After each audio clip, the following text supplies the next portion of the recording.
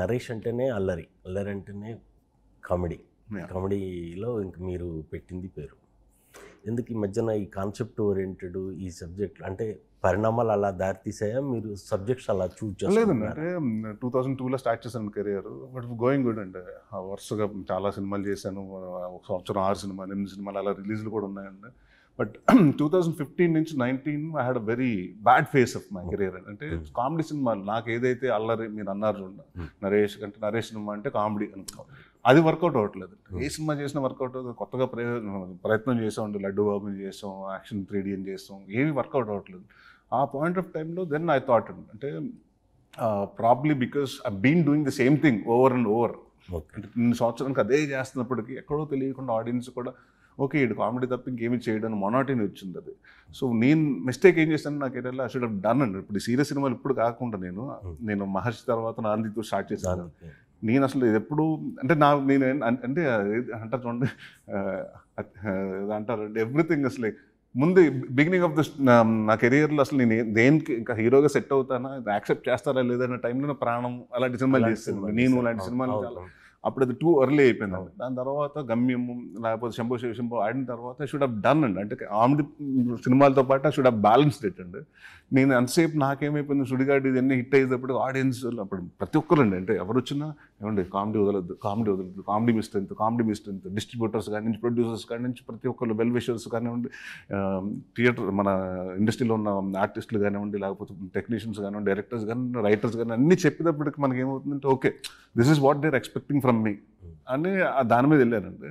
So దాని తర్వాత మహర్షి తర్వాత నేను రియలైజ్ అయింది ఏంటంటే ఓకే అంటే నాకు అక్కడ చిన్న టెన్షన్ ఏంటంటే అప్పటి వరకు సార్ మీ కామెడీ సినిమాలు వర్కౌట్ అవుతాయి కానీ సీరియస్ సినిమాలు కొంచెం డిస్ట్రిబ్యూటర్స్ కొంటారు సార్, లేకపోతే జనాలు రారు సార్ అన్ని మనకు ఉండి కదండి. మన ఫీడ్ ఇప్పుడు మనం ఆల్ అబౌట్ ఇప్పుడు డబ్బు పెట్టి వాడికి తెలుస్తుంది కదండి బిజినెస్ ఎంత అవ్వాలి అవుతుందా లేదనో చిన్న వాళ్ళకు టెన్షన్ ఉంటుందండి. సో దాని తర్వాత నాకు మహర్షి తర్వాత అనిపించిందండి లేదు ఈ సినిమాలో ఎక్కడైనా కామెడీ చేయలేదు, సీరియస్ రోల్ చేశాను, బాగా మంచి పేరు వచ్చింది, బాగా రాశారు నా గురించి. అంటే నరేష్ నవ్విష్టమే కదా ఏడిపిస్తాడు కూడా అని చెప్పేటప్పటికి ఓకే యాజ్ అన్ యాక్టర్గా ఐ థింక్ నా హ్యావ్ టు ప్రూవ్ ఇట్. ఎందుకంటే వరుసగా అదే చేస్తుంటే మొనాటిన్ అయిపోతుంది. సో కొంచెం మార్చాలి అని నాంది చేయటం అంటే ఇంకా అక్కడి నుంచి నాంది తర్వాత ఏంటంటే ఆ సినిమా హిట్ అవ్వడంతో డిస్ట్రిబ్యూటర్స్ కానివ్వండి, ప్రొడ్యూసర్స్ కానివ్వండి, లేకపోతే రైటర్స్ కానివ్వండి, డైరెక్టర్స్ కానివ్వండి, అప్పటి వరకు నరేష్ మీద కామెడీ అనుకున్న వాళ్ళు లేదు నరేష్ మీద ఇలాంటి కథలు కూడా రాయొచ్చు, ఇలాంటి కథలు కూడా క్యారీ చేయగలుగుతాను అన్నది ఒకటి వచ్చిందండి. దాని తర్వాత కథలు వింటున్నాను కానీ కామెడీకి ఏమైపోయిందండి అప్పటికి ఇప్పటికి చాలా చేంజ్ అయిపోయిందండి. ఇప్పుడు స్పూఫులతో చూడట్లేదంటే, ప్రాసులతో చూడట్లేదు, కౌంటర్ టు కౌంటర్ లెఫ్ట్ చూడట్లేదు. జనాలకి ఏమైపోయిందంటే మనం మధ్యలో మాట్లాడుకుంటుంటే 1-on-1 మాట్లాడుకుంటుంటే దాంట్లో కామెడీ ఆర్గానిక్గా రావాలి కానండి ఏదో పెట్టి మనం ఇప్పుడు నవ్వించాలి ఇక్కడ 2 నిమిషాలకు ఒక జోక్ వేయాలంటే ఆ జోక్ నవ్వట్లేదు.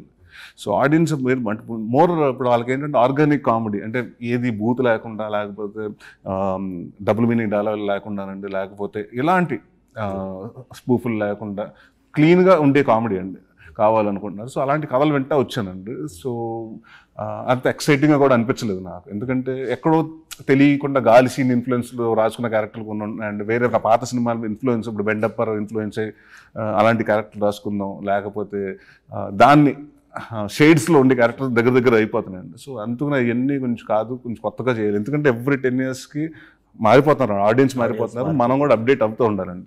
సో ఇప్పుడున్న జనరేషన్కి ఏంటంటే చాలా క్లీన్ కామెడీ చూస్తున్నారు. సో అలాంటి కథల కోసం వింటున్నానండి. అండ్ మీ ఇంటర్వ్యూ ద్వారా చెప్తున్నాను అందరికీ. చాలామంది డౌట్ ఏంటంటే ఇది ఇంకా కామెడీ సినిమాలు చేయడమో సీరియస్ సినిమాలకు వెళ్ళిపోయాడని. లేదండి అది చాలా పెద్ద అంటే నాకు ఒక అసిస్టెంట్ డైరెక్టర్ చెప్పాడండి మొన్న, సార్ మేము కథ అనుకున్నాను సార్ మీకోసం, బట్ మీరు చెప్దాం అనుకుంటే మా ఫ్రెండ్ ఆపేసాడు సార్. ఇందుకు ఏమన్నా అంటే లేదు ఆయన ఓన్లీ సీరియస్ సినిమాలు చేస్తాను కామెడీ సినిమాలు చేయట్లేదు అంటే. నేను అన్నాను ఎలాంటి స్టేట్మెంట్ నేను ఎప్పుడు ఇచ్చానా, ఇవ్వలేదు కదా, అలాంటివి ఏమీ లేవు.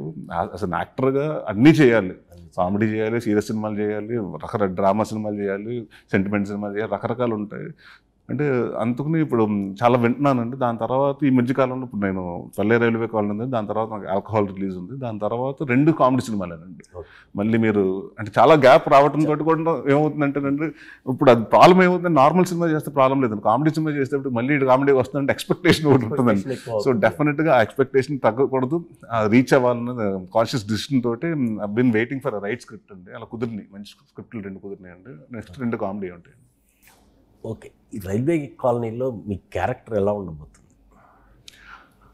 చాలా ఎనర్జెటిక్ పర్సన్ అండి వాడు. అదే చెప్పాను కదండి, అక్కడ అన్నిట్లో ఉండిపోతాడు, అన్నిట్లో చొరబడి వెళ్ళిపోయి ఇనిషియేటివ్ చేసేసుకుంటాడు, అన్నీ బాగా ప్లానింగ్ కానివ్వండి అందరితోటి బాగుంటాడు.